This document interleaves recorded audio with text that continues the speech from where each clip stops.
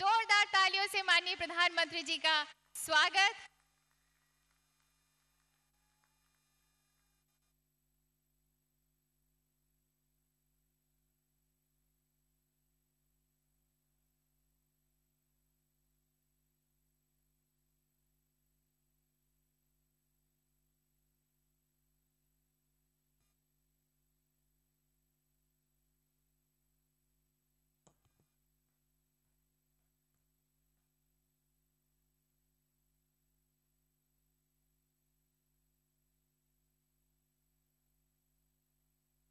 गोगा मुखोत उपस्थित राय जोलाई मूर गोभीर श्रद्धा जोनाइसो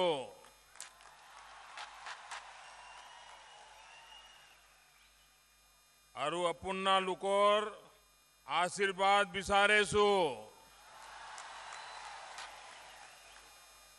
मंच पर विराजमान असम के राज्यपाल श्रीमान बनवारीलाल जी पुरोहित, यहाँ के लोकप्रिय और यशस्वी मुख्यमंत्री और इसी धरती के संतान श्रीमान सर्बानंद जी सोनोवाल जी, केंद्र में मंत्रिपरिषद के मेरे साथी श्रीमान राधा मोहन सिंह जी, राज्य सरकार के मंत्री भाई अतुल बोरा, रंजीत दत्ता, नभा कुमार डोले, संसद में मेरे साथी प्रधान बरुआ जी, आरपी शर्मा जी, यहाँ के विधायक डॉक्टर रानोज पैगू जी और विशाल संख्या में पधारे हुए मेरे प्यारे भाइयों और बहनों,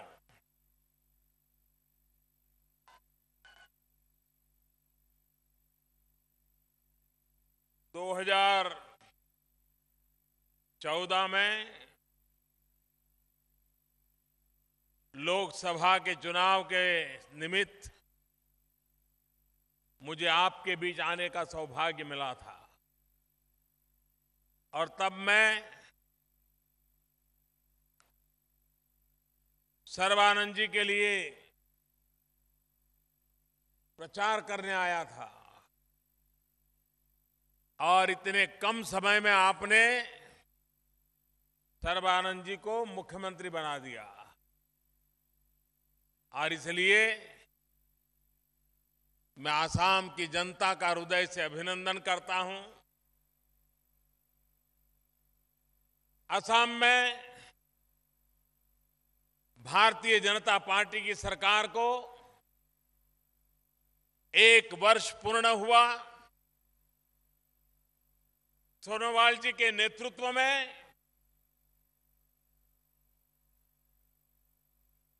बहुत ही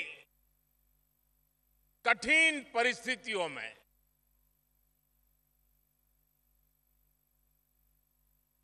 आसाम का हाल क्या था वो मुझसे ज्यादा आप जानते हैं। एक चुनौती थी, आसाम इतने बड़े गहरे गड्ढे में डूबा हुआ था, उसको कैसे निकालेंगे। आपने हम सब पर भरोसा किया, आसाम में सरकार बनाने का अवसर दिया और मैं आज सरकार को जब 1 साल हो गया है तो सर्बानंद जी, उनके सारे मंत्रिपरिषद के साथी, सभी राजनीतिक हमारे साथी दल, असम सरकार के सभी बंधु भगिनी और असम की जनता को इस 1 वर्ष पूर्ण होने पर, सफलतापूर्वक आगे बढ़ने पर गड्ढे में से असम को बाहर निकालने के सफल प्रयत्नों के लिए सर्बानंद जी और पूरे असम को हृदय से बहुत बहुत अभिनंदन करता हूं, बधाई देता हूं। भाइयों बहनों, आज मुझे यहां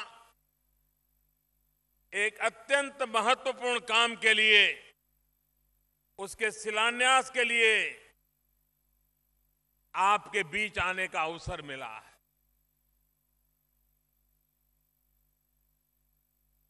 ये शिलान्यास एक कोई संस्था का शिलान्यास ऐसा नहीं है। ये शिलान्यास कोई एक व्यवस्था खड़ी हो रही ऐसा नहीं है।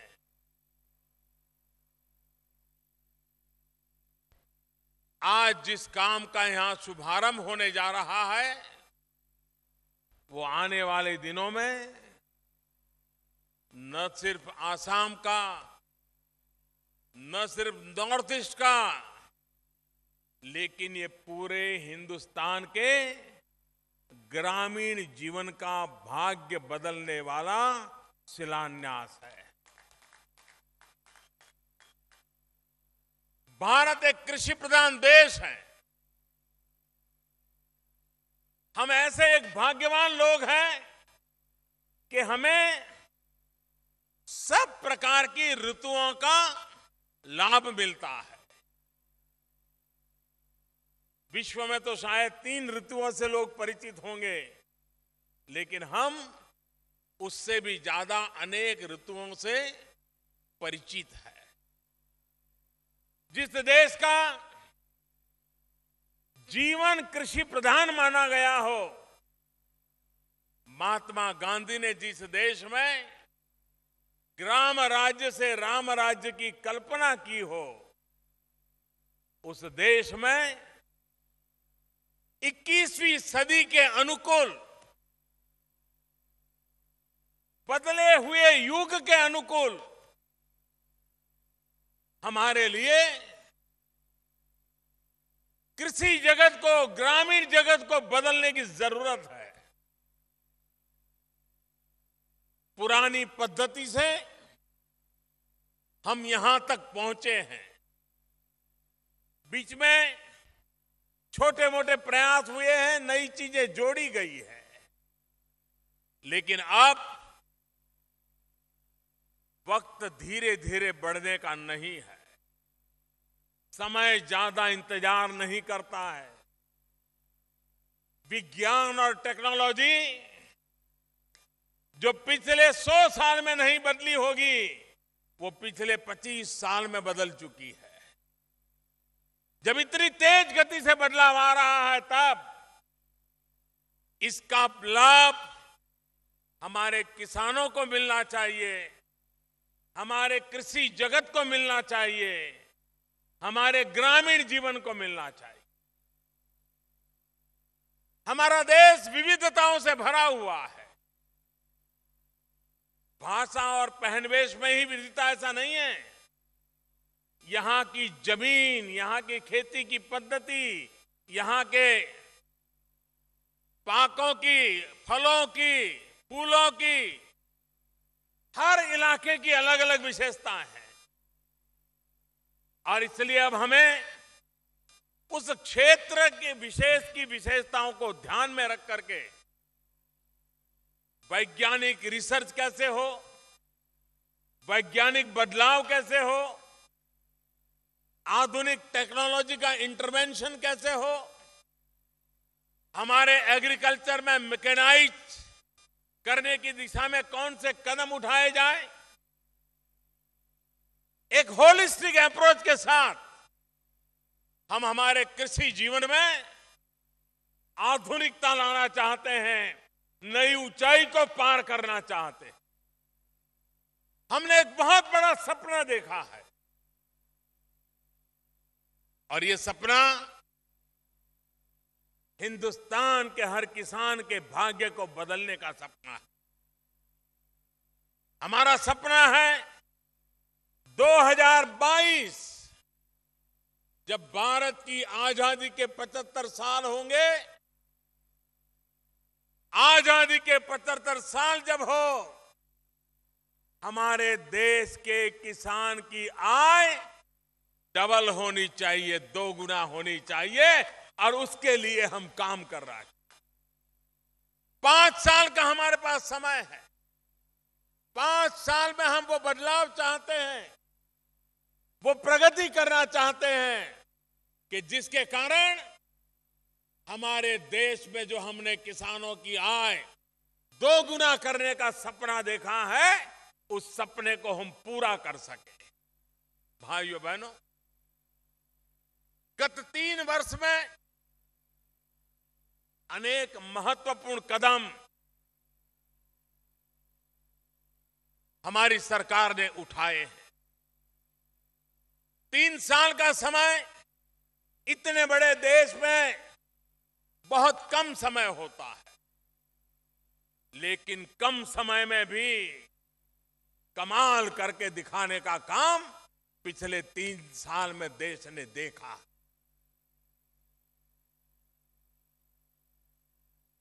एक 112 साल पुरानी संस्था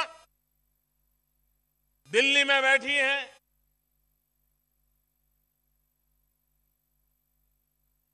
अगर वह हिंदुस्तान के अलग अलग क्षेत्र से में रिसर्च करे, जुड़े, तो कितना बड़ा लाभ हो सकता है। क्योंकि देश में साउथ की प्रकृति अलग है, नॉर्थ ईस्ट की प्रकृति अलग है, नॉर्थ ईस्ट की प्रकृति अलग है, वेस्टर्न पार्ट की प्रकृति अलग है। और उसी विचार में से हमने 2 नए रिसर्च इंस्टीट्यूट चालू करने का प्रयास किया है। उसमें से एक आज आपके यहां उसका शिलान्यास हो रहा है, और उसके कारण इस क्षेत्र की विशेषताओं पर रिसर्च ज्यादा होगा। यहां के लोगों के अनुभव को जोड़ा जाएगा। यहां के जो वैज्ञानिक हैं, यहां के जो नौजवान हैं, उनको रिसर्च करने का अवसर मिलेगा। और जो रिसर्च यहां होगी वो यहां के लोगों से भी परिचित होगी, तो उसको लैब टू लैंड, लेबोरेटरी से जमीन पर उतारने का काम बड़ी आसानी से हो पाएगा। और इसलिए हमारी सरकार की सोच इस प्रकार की है कि व्यवस्थाओं को विकेंद्रित करें, स्थल काल परिस्थिति के अनुसार उसके ढांचे को तैयार करें, ताकि वो त्वरित परिणाम देने के लिए सक्षम हो। हमने पिछले दिनों बीज से बाजार तक, किसान के लिए बीज से लेकर के फसल को बाजार बेचने तक एक पूरी चेन, कहीं पर भी रुकावट के बिना सीमलेसली ये पूरी प्रक्रिया को जोड़ना जरूरी था। हमने इस पर ध्यान केंद्रित किया है। जब बीज से बाजार तक मैं कह रहा हूं, और 3 साल के भीतर भीतर हमने सॉइल हेल्थ कार्ड को बल दिया।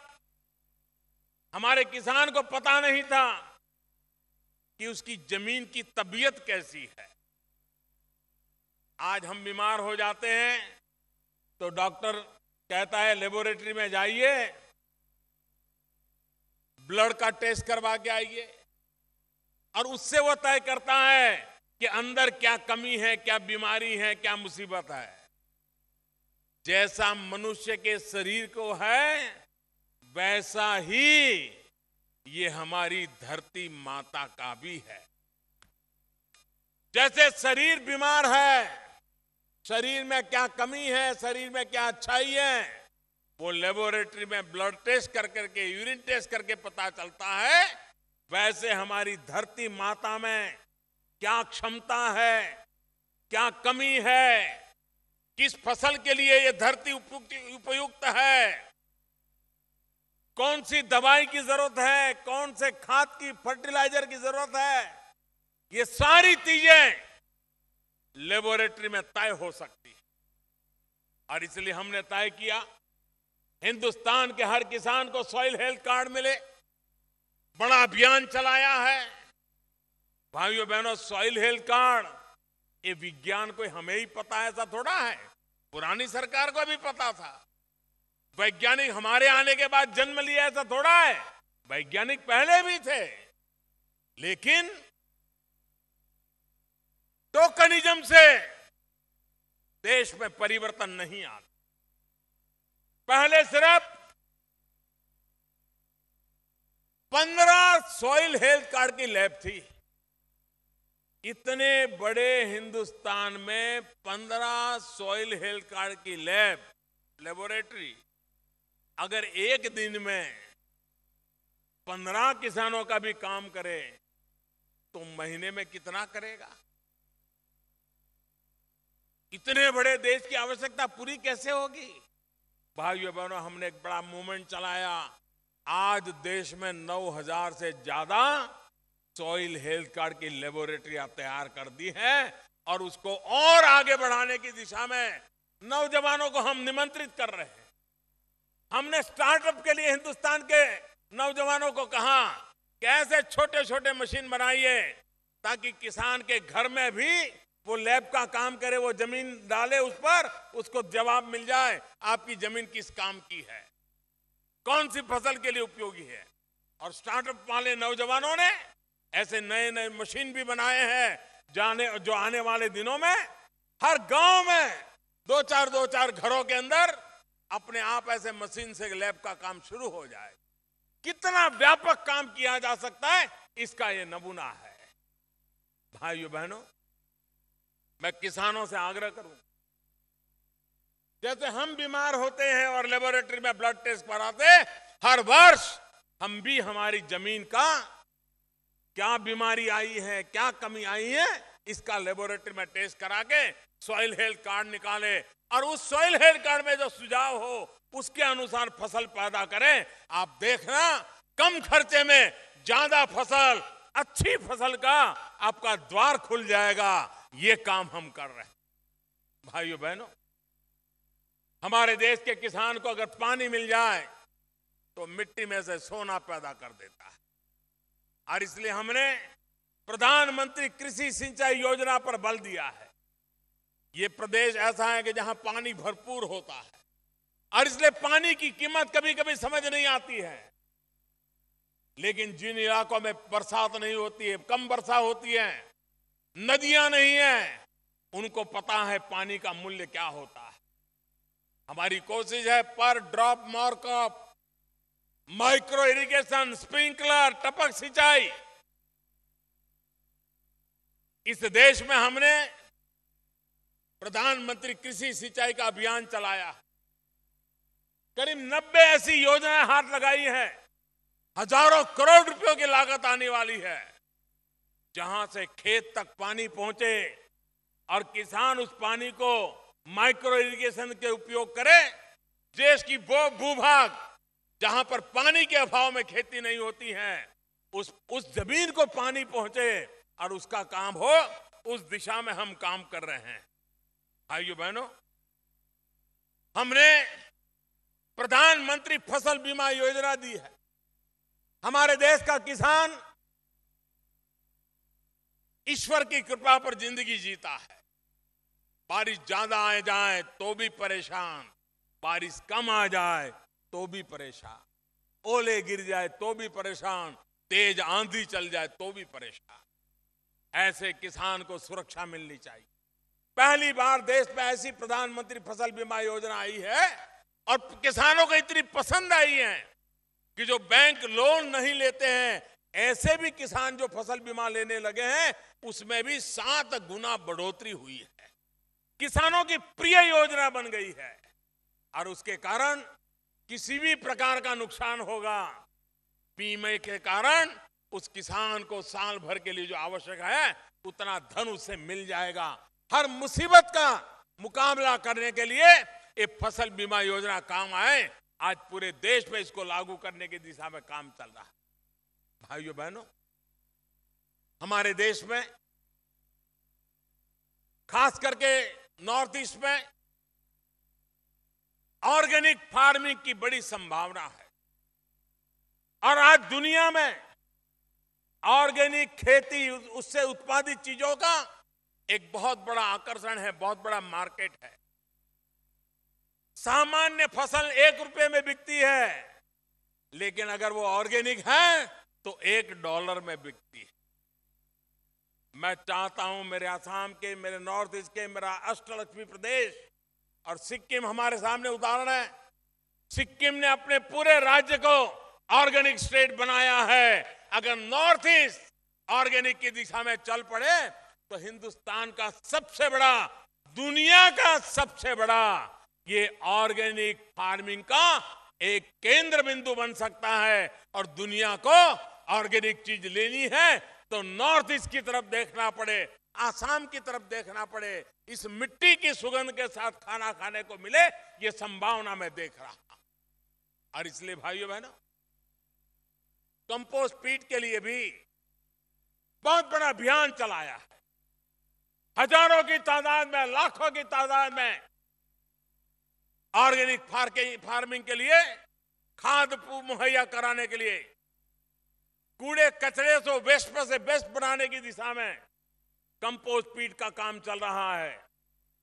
जो भी किसान इसमें आगे आना चाहते हैं, सरकार उनको मदद कर रही है।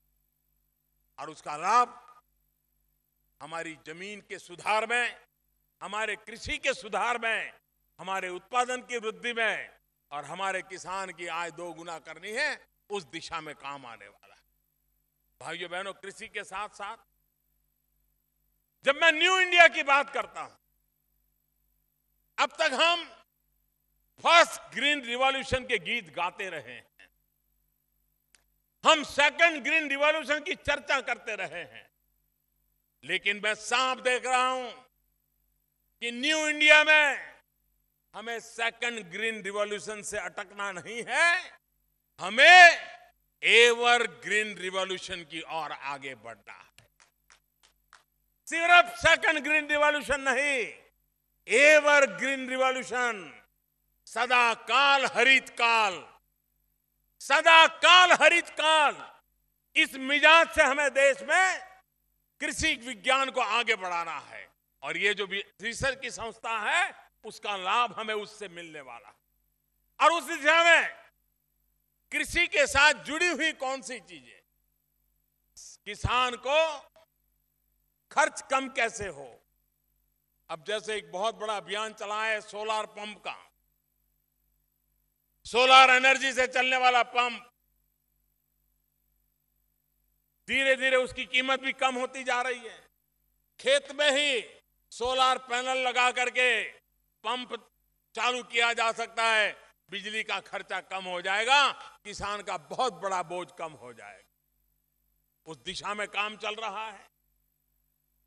किसान भी अपने खेत के कॉर्नर पर, किनार पर सोलार पैनल लगा करके खेती के काम के लिए जितनी बिजली चाहिए वो खुद पैदा कर सकता है। उसको हम प्रोत्साहन दे रहे हैं। किसान अपने खेत के किनारे पर टिम्बर की खेती करे। हमारे देश में आज भी फर्नीचर के लिए, घर के लिए विदेशों से टिम्बर लाना पड़ता है। अगर हमारे किसान को हम उस दिशा में ले जाएंगे तो हमारे देश को बाहर से टिम्बर नहीं लाना पड़ेगा। हम अपने खेतों में आवश्यक टिम्बर, खेती का नुकसान किए बिना हम उत्पादन कर सकते हैं। उसको हम बल देना चाहते हैं। हम कृषि के क्षेत्र में पशुपालन को बल देना चाहते हैं। व्हाइट रिवॉल्यूशन की चर्चा तो बहुत सुनी है, लेकिन आज भी दुनिया में प्रति पशु कम दूध देने वाला कोई देश है तो उसमें हमारी गिनती है। पशु की संख्या बढ़ाने से जाए, पशु की दूध देने की क्षमता बढ़ाना, वैज्ञानिक तरीके से पशुपालन हो, पशु के आहार में वैज्ञानिकता हो, पशु के आरोग्य के लिए वैज्ञानिक व्यवस्था हो, ये सारे रिसर्च के काम भी हम उस पर बल दे करके आगे बढ़ाना चाहते हैं। मत्स्य उद्योग, पोल्ट्री, हनी बी, शहद, मधुमक्खी, ये ऐसे क्षेत्र है जो किसान अपने काम के साथ साथ अपनी आय बढ़ा सकता है। हम उस पर भी बल देने की दिशा में प्रयास कर रहे हैं। भाइयों बहनों, आज जब मेरी सरकार को 3 वर्ष हुए हैं, तो मैं आज आपके सामने देश के लिए, खास करके कृषि क्रांति की दिशा में एक योजना की भी राष्ट्र के सामने घोषणा करना चाहता हूं, समर्पित करना चाहता हूं। उस योजना का नाम है संपदा।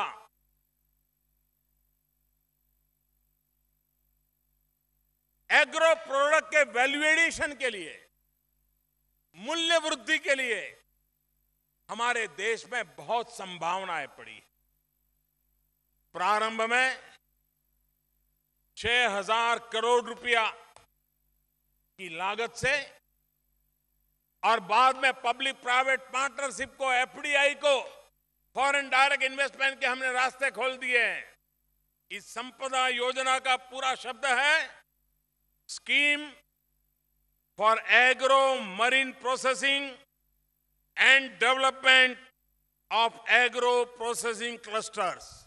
संपदा, ये काम हमारे जो कृषि उत्पादन है उसकी मूल्य वृद्धि कैसी हो।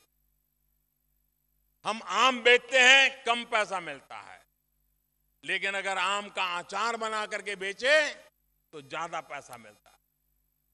हम टमाटर बेचे, कम पैसा मिलता है, लेकिन टमाटर का केचप बना करके बेचे, ज्यादा पैसा मिलता है। हम फल उत्पादित करें, लेकिन फलों का रस बना करके बेचे तो ज्यादा पैसा मिलता है। और इसलिए हमारे देश की जो एग्रो प्रोडक्ट है उसकी मूल्य वृद्धि हो, एग्रो प्रोसेसिंग को बल मिले।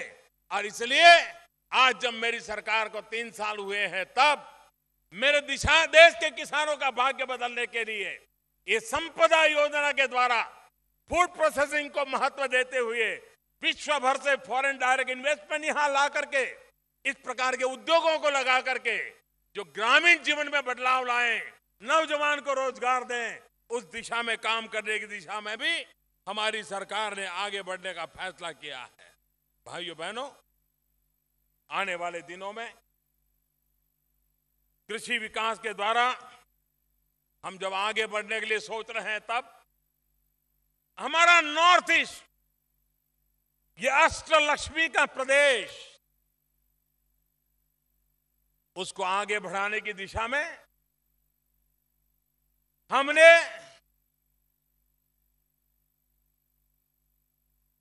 पंचपथ निर्धारित किए। इन पंचपथ के द्वारा हम इस पूरे नॉर्थ ईस्ट को हिंदुस्तान के साथ, आने वाले भविष्य के साथ, नौजवानों की आशा आकांक्षाओं के साथ जोड़ने की दिशा में आगे बढ़ना चाहते हैं। और ये जो हमारे पंचपथ है वो मूलतः 21वीं सदी के अनुकूल इंफ्रास्ट्रक्चर से जुड़े हुए हैं। हाईवे पहला पंथ, रेलवे दूसरा पथ, वाटरवे तीसरा पथ, एयरवे चौथा पथ और 5वां पथ हाईवे। इंफॉर्मेशन वे, ऑप्टिकल फाइबर नेटवर्क, इन 5 पथ के द्वारा आधुनिक इंफ्रास्ट्रक्चर की जड़ें जमा करके ये अष्टलक्ष्मी प्रदेश, जो कल तक नॉर्थ ईस्ट कहा जाता था, वो नॉर्थ ईस्ट का मतलब न्यू इंडिया में बदल जाएगा।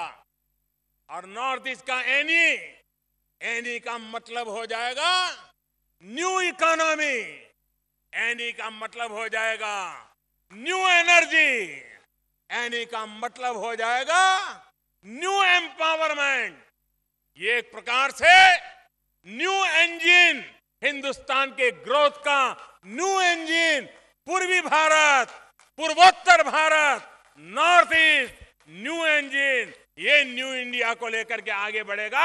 इसी एक विश्वास के साथ मैं इतने कोने कोने से आए हुए, लाखों की तादाद में आए हुए मेरे किसान भाइयों को बहुत बहुत शुभकामनाएं देता हूं। और ये रिसर्च इंस्टीट्यूट आपके सपनों को साकार करेगी, ऐसा पूरा विश्वास देता हूं।